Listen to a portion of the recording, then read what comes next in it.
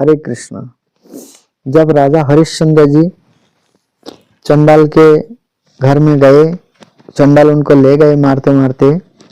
उसके बाद चंडाल जो है उनको काम दिया, ये तुम मुर्दे का देखभाल करोगे, मुर्दे का आने का इंतजार करो। इस प्रकार से काम दिया और हरिश्चंद्र जी जो है अपने पत्नी बच्चे का याद करके वियोग में रो रहे थे और बहुत दुखी थे। तो आगे की कथा आपको सुनाते हैं। चंडाल ने उन्हें आज्ञा दी थी कि तुम मुर्दों के आने की प्रतीक्षा में रात दिन वही रहो। यह आदेश पाकर राजा काशीपुर के दक्षिण शमशान भूमि में बने हुए सब मंदिर में गए। उस शमशान में बड़ा भयंकर शब्द होता था। यहाँ सैकड़ों सियारने भरी रहती थी। चारों ओर मुर्दों की खोपड़ियां बिखरी पड़ी थी। सारा शमशान दुर्गंध से व्याप्त और अत्यंत धूम से आच्छादित था। उसमें पिचास, भूत, बेताल, डाकिनी और यक्ष रहा करते थे। गिद्ध और गिदड़ों से भी वह स्थान भरा रहता था। झुंड के झुंड कुत्ते उसे घेरे रहते थे। जत्र तत्र हड्डियों के ढेर लगे हुए थे। सब ओर से बड़ी दुर्गंध आती थी। अनेकों मृत व्यक्तियों के बंधु बांधवों के करुण कंदन से वह शमशान भूमि बड़ी ही भयानक और कोलाहलपूर्ण रहती थी। हा पुत्र, हा मित्र, हा बंधु, हा भ्राता, हा वत्स, हा प्रियतम, पतिदेव, हा बहन, हा माता, हा मामा, हा पितामह, हा मातामह, हा माता पिताजी, हा पौत्र, हा बांधव, तुम कहाँ चले गए? लौट आओ।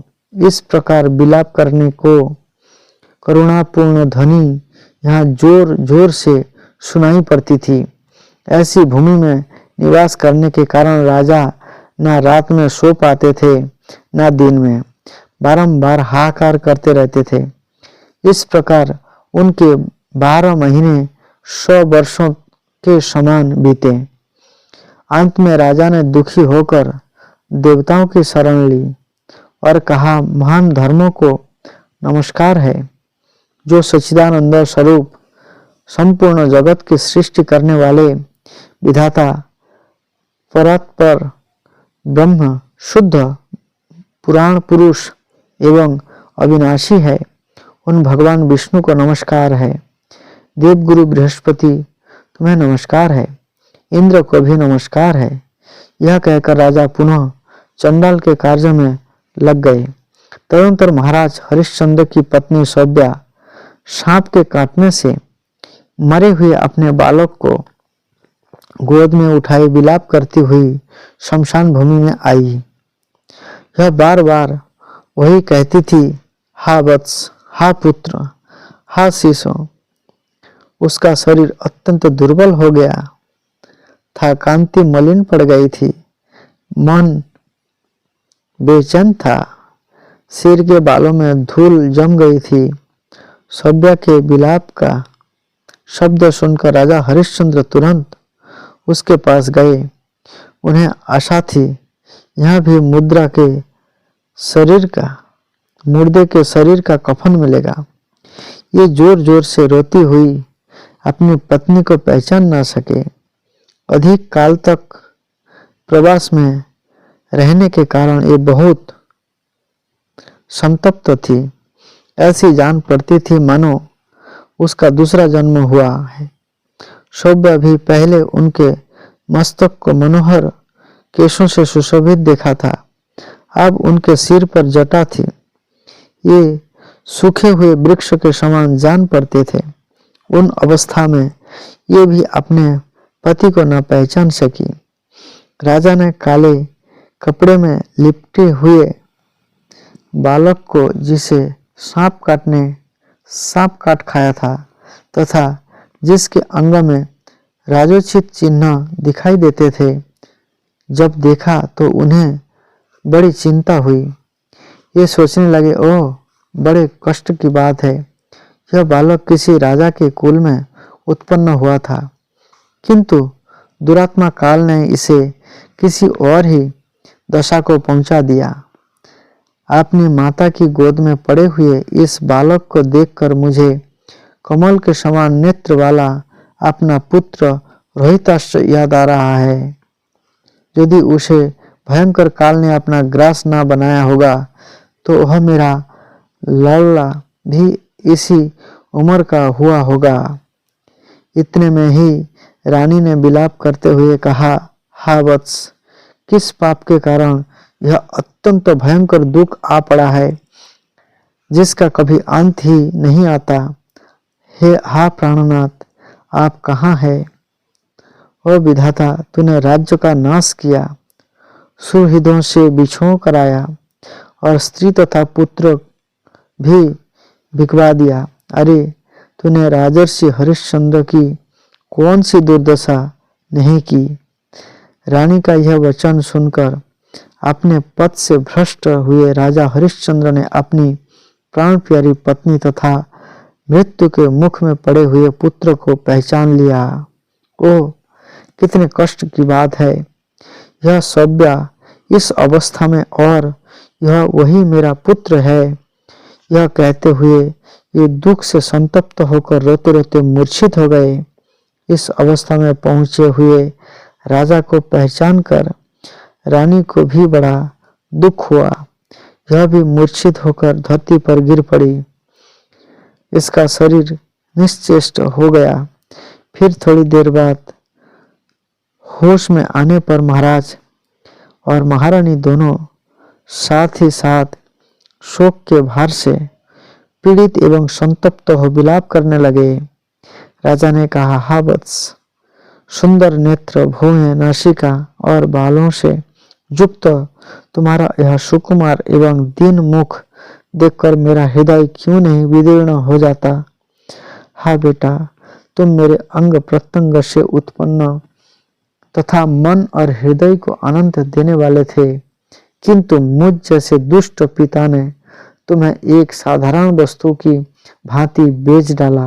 हाय दुर्देव रूपी क्रूर सर्प ने सब प्रकार के साधन और वैभव से पूर्ण मेरे महान राज्य का अपहरण करके आप मेरे पुत्र को भी काट खाया। देव रूपी सर्प से डसे हुए अपने पुत्र के मुख कमल को देखते हुए भी मैं इस समय उसी के भयंकर विष के प्रभाव से अंधा हो रहा हूँ।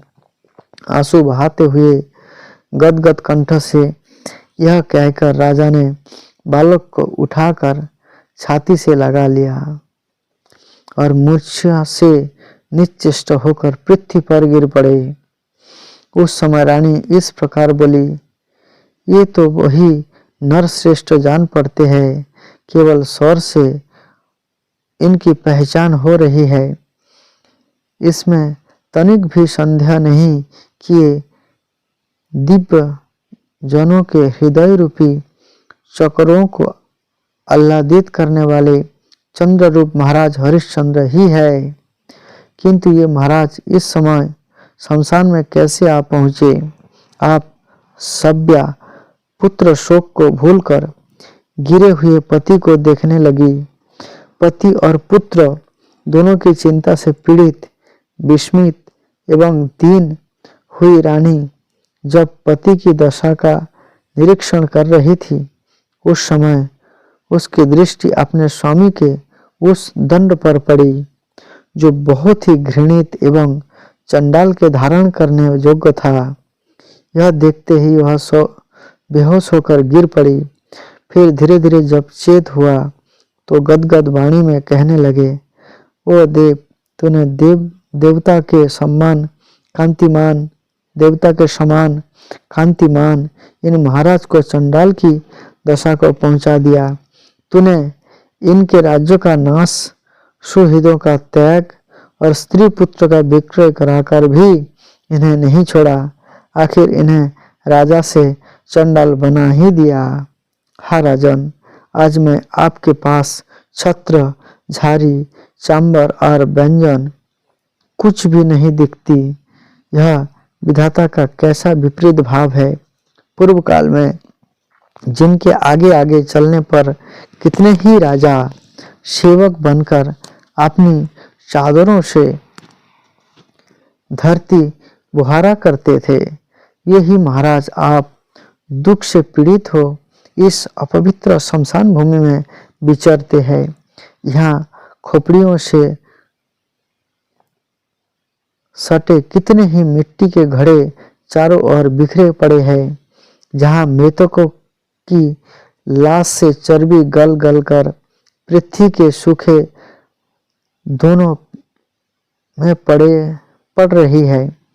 चीता के राख, अंगारे, अधजली हड्डियां और मज्जा के रेवर से यहाँ की भयंकरता बहुत बढ़ गई है। यहाँ से गिद्धों और गिदड़ों के भयंकर नाद सुनकर छोटे छोटे पक्षी भाग गए हैं। चीता के धुएं से यहाँ की सारी दिशाएं काली दिखाई देती है। यह कहकर महारानी सभ्या महाराज हरिश्चंद्र के कंठ में लग गई तथा कष्ट एवं सैकड़ों प्रकार के शोक से आक्रांत हो आर्तवाणी में विलाप करने लगे। राजन, यह स्वप्न है या सत्य? महाभाग, आप इसे जैसा समझते हैं बतलाएं। मेरा मन अचेत होता जा रहा है। रानी की यह बात सुनकर महाराज हरिश्चंद्र ने गरम सांस ली और गदगद वाणी में अपने को चंडलत्व प्राप्त होने की सारी कथा कह सुनाई। उसे सुनकर रानी को बड़ा दुख हुआ और उसने गरम सांस खींचकर बहुत देर तक रोने के पश्चात अपने पुत्र की मृत्यु की यथार्थ घटना निवेदन की। पुत्र के मरने की बात सुनकर राजा पुनः पृथ्वी पर गिर पड़े और विलाप करते हुए बोले, प्रिय, अब मैं अधिक दिनों तक जीवित रहकर क्लेश भोगना नहीं चाहता, परंतु मेरा अभाग्य तो देखो, मेरा आत्मा भी मेरे अधीन नहीं है। तुम मेरे अपराध को क्षमा करना, मैं आज्ञा देता हूँ। तुम ब्राह्मण के घर चली जाओ। सुबह मैं राजपत्नी हूँ, इस अभिमान में आकर कभी उस ब्राह्मण का अपमान न करना। सब प्रकार के यत्न करके उसे संतुष्ट रखना, क्योंकि स्वामी देव देवता के समान होता है। रानी बोली, राजर्षि, मुझसे भी आप यह दुख का भार नहीं सहा जाता, अतः आपके हाथ ही मैं भी चिता की जलती हुई आग में प्रवेश करूंगी। यह सुनकर राजा ने कहा, पतिव्रते, जैसी तुम्हारी इच्छा हो ऐसा ही करो। तदंतर राजा ने चिता बनाकर उसके ऊपर अपने पुत्र को रखा और अपनी पत्नी के साथ हाथ जोड़कर सबके ईश्वर परमात्मा नारायण श्री हरि का स्मरण किया, जो हृदय रूपी गुफा में विराजमान है तथा जिनका वासुदेव, सुरेश्वर आदि अंतरहित ब्रह्म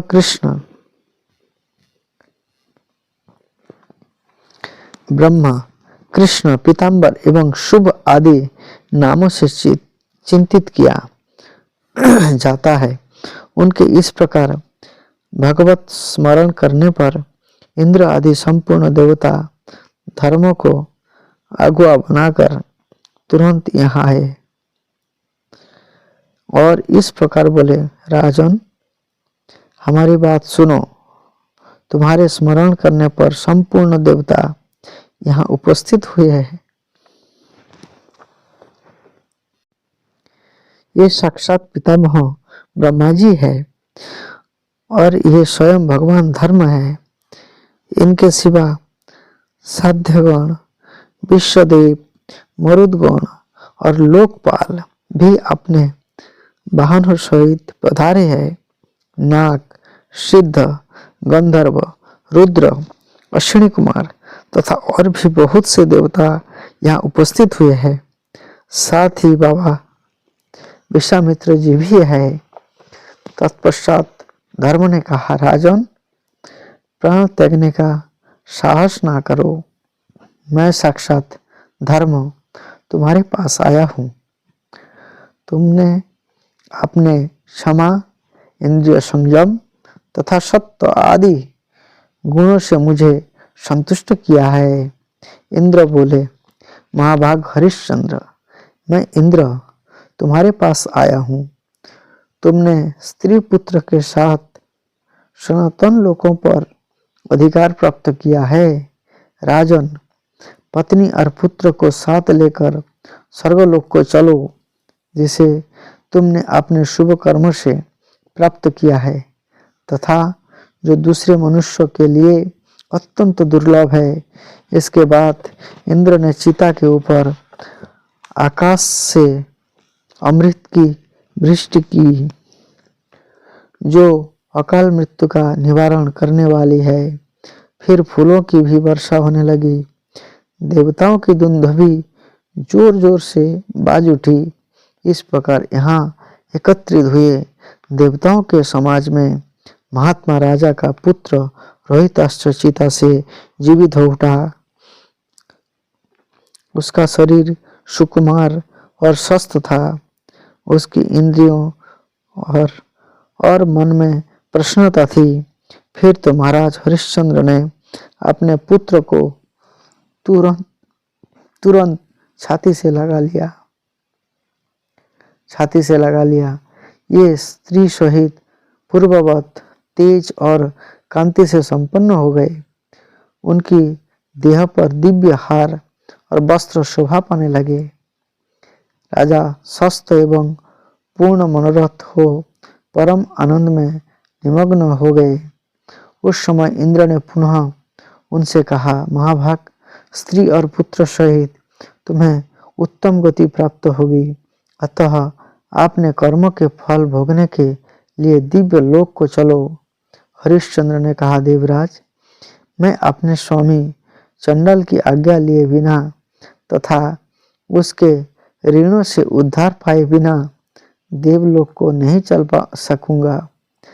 धर्म बोले, राजन, तुम्हारे इस भावी संकट को जानकर मैंने ही माया से अपने को चंडाल के रूप में प्रकट किया तथा चंडालत्व का प्रदर्शन किया था। इंद्र ने कहा, हरिश्चंद्र, पृथ्वी के समस्त मनुष्य जिस परम धाम के लिए प्रार्थना करते हैं, केवल पुण्यवान मनुष्य को प्राप्त होने वाले उस धर्म धाम को चलो। हरिश्चंद्र बोले, देवराज, आपको नमस्कार है। मेरा यह वचन सुनिए। आप मुझ पर प्रसन्न है, अतएव मैं विनीत भाव से आपके सम्मुख कुछ निवेदन करता हूँ। अयोध्या के सब मनुष्य मेरे विरह शोक में मग्न है। आज उन्हें छोड़कर मैं दिव्य लोक को कैसे जाऊंगा। ब्राह्मण की हत्या, गुरु की हत्या, गौ का वध और स्त्री का वध, इन सब के समान ही भक्तों का त्याग करने में भी महान पाप बताया गया है। जो दोष रहित एवं त्यागने के अयोग्य भक्त पुरुषों को त्याग देता है, उसे यह लोक या परलोक में कहीं भी सुख की प्राप्ति नहीं दिखाई देती। इसलिए इंद्र, आप स्वर्गलोक लौट जाइए। सुरेश्वर, यदि अयोध्यावासी पुरुष मेरे साथ ही स्वर्ग चल सके तब तो मैं भी चलूंगा, अन्यथा उन्हीं के साथ नरक में भी जाना मुझे स्वीकार है। इंद्र ने कहा, राजन, उन सब लोगों के पृथक पृथक नाना प्रकार के बहुत से पुण्य और पाप है। फिर तुम स्वर्ग को सबका योग्य भोग्य बनाकर यहाँ कैसे चल सकोगे। हरिश्चंद्र बोले, इंद्र, राजा अपने कुटुंबियों के ही प्रभाव से राज्य भोगता है। प्रजा वर्ग ही राजा का कुटुंबी ही है। उन्हीं के सहयोग से राजा बड़े बड़े यज्ञ करता है, पोखरे खुदवाता है और बगीचे आदि लगवाता है। यह सब कुछ मैंने अयोध्या वासियों के प्रभाव से किया है, अतः स्वर्ग के लोभ में पढ़कर मैं अपने उपकारियों का त्याग नहीं कर सकता। देवेश, यदि मैंने कुछ भी पुण्य किया हो, दान यज्ञ अथवा आपका अनुष्ठान मुझसे हुआ हो, उन सब का फल उन सब के साथ ही मुझे मिले, उसमें उनका समान अधिकार है ऐसा ही होगा। यह कहकर त्रिभुवनपति इंद्र धर्म और गाधी नंदन विश्वामित्र मन ही मन बहुत प्रसन्न हुए। लोगों पर अनुग्रह रखने वाले देवेंद्र ने स्वर्गलोक से भूलोक तक करोड़ों विमानों का तांता बांध दिया। फिर चारों वर्ण और आश्रमों से युक्त अयोध्या नगर में प्रवेश करके राजा हरिश्चंद्र के समीप ही देवराज इंद्र ने कहा, प्रजाजनों, तुम सब लोग शीघ्र जाओ। धर्म के प्रसाद से तुम सब लोगों को अत्यंत दुर्लभ स्वर्गलोक प्राप्त हुआ है। इंद्र की यह बात सुनकर महाराज हरिश्चंद्र की प्रसन्नता के लिए महातपस्वी विश्वामित्र ने राजकुमार रोहिताश्व को परम रमणीय अयोध्यापुरी में ला वहां राज्य सिंहासन पर अभिषिक्त कर दिया।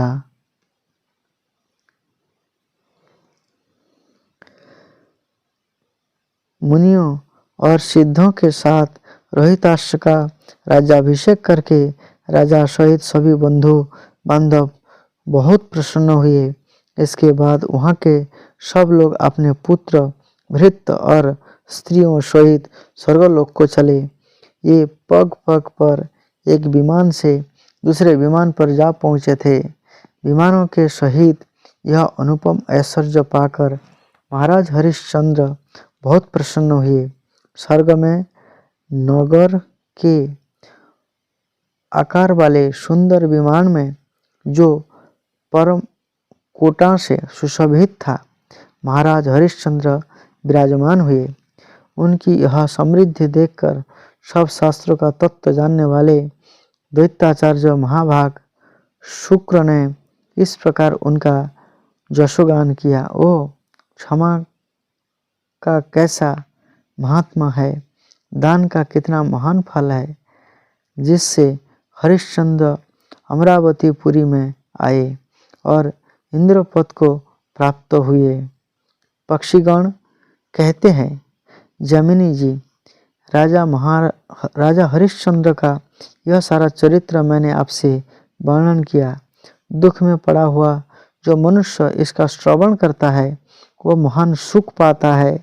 इसके श्रवण से पुत्रार्थी को पुत्र, सुखार्थी को सुख, स्त्री की इच्छा रखने वाले को स्त्री और राज्य की कामना वाले को राज्य की प्राप्ति होती है।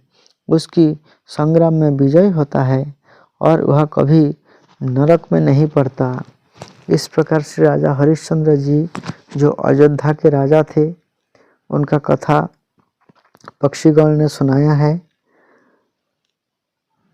आगे का कथा आपको अगले वीडियो में बताएंगे। हरे कृष्ण।